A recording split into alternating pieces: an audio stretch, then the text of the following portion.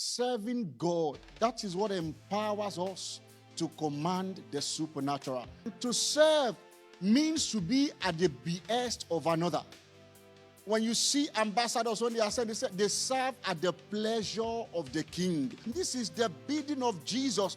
Go ye into the world and preach the gospel to every creature. And that's why when you do this, the Lord will now begin to work with you, confirming his word with what? Signs and wonders.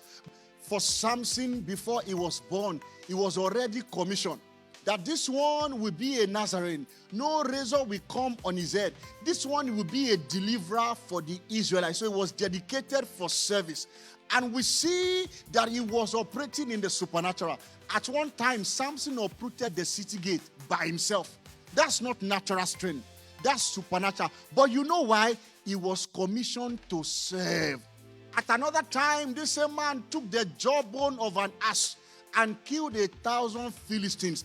The people he killed were not mere men, they were soldiers. But with just the jawbone of an ass. Why? Because the Spirit of the Lord came upon him. And why? Because he was at the behest of the King of Kings. He was saying, you will be the one to judge and deliver Israel.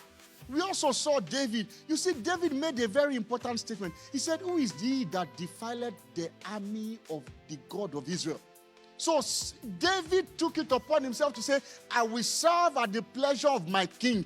I will not watch this uncircumcised Philistine to talk down on the God of Israel. And what happened? He took a stone and a sling. If you look at the probability, maybe it is 0.00% for a sling to kill a giant. That was supernatural. But it happened because he was at the behest of the king. Moses, you see, the Lord commissioned him.